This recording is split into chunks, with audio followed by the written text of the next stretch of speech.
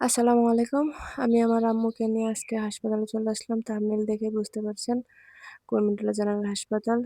এই হাসপাতালটি এয়ারপোর্টের কাছাকাছি আছে।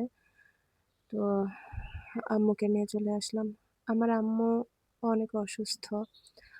হাত, পা এগুলো ঝিনঝিন করে, ব্যথা করে।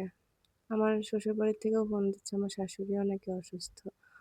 আবার বাড়ি থেকে আমার শাশুড়িকে নিয়েও ডাক্তার দেখাতে হবে।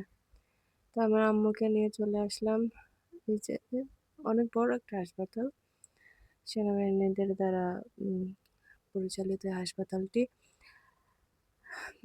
ভিউয়ার্স আপনারা দেখতে পাচ্ছেন এই যে অনেক বড় এরিয়া এটি।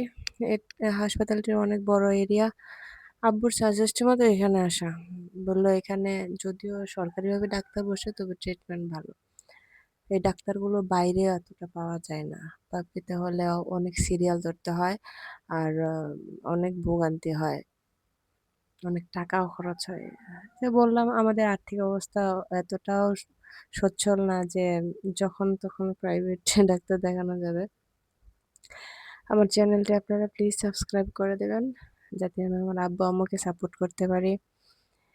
মানে আমি মন থেকে চাই। আল্লাহর কাছে সবসময় দোয়া করি রব্বির হামহুমা কামা রব্বায়ানি সাগীরা। সবসময় আমি দোয়া করি। আমার আব্বু আম্মুর এক ছেলে এক মেয়ে। আমি আর আমার ছোট ভাই। তো আমার ভাই এখনো বিয়ে করেনি। তাই আমাকে নিয়ে দৌড়াদৌড়ি করতে হয়। আমাকে আসতে হয়, ওদেরকে একটু খেয়াল রাখতে হয়। আমি সবসময় দৌড়াদৌড়ি করতে পারি না।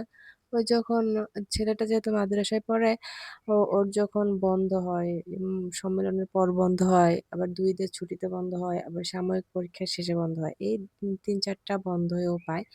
আর ওই তখনই আরকি বাড়িতে যাওয়া হয়। ওর বন্ধ ছাড়া তো আর বাড়িতে যাওয়ার কোনো প্রশ্নই আসে না। যেহেতু ছেলেকে হিফজখানায় দিয়েছি। তো আমার আব্বু আম্মুর জন্য আপনারাও সবাই দোয়া করবেন। আমার ছেলেটাও মাদ্রাসায় পড়ে, ওর জন্যও দোয়া করবেন। আপনাদের কাছে আমার সবসময়কার রিকোয়েস্ট, আপনারা প্লিজ সাবস্ক্রাইব করবেন আমার চ্যানেলটি। সাবস্ক্রাইব করবেন, লাইক করবেন, শেয়ার করবেন আর কমেন্ট করবেন। হ্যাঁ? আর subscribe please, please, please subscribe. আপনারা যদি আমাকে সাপোর্ট করেন তো যদি সাপোর্ট করে আপনি আমাকে কমেন্ট করেন তো আমিও আপনাদেরকে সাপোর্ট করব। আমার ২ ছেলে মেয়ে। আমি আমার আম্মুকে ভিতরে ডাক্তারের রুমে পাঠিয়ে দিয়েছি। অনেক লম্বা সিরিয়াল। এই গরমের মধ্যে, এই প্রচণ্ড রোদের মধ্যে মানুষের ভিড়ে ওদেরকে নিয়ে ভিতরে আমি ঢুকিনি। তো আমি বাইরে আছি। আমার একটাই রিকোয়েস্ট, আমার আব্বু আম্মুর জন্য দোয়া করবেন। আমি জানি না ডাক্তার কি বলবে। তারপর দেখছি। আল্লাহ হাফেজ।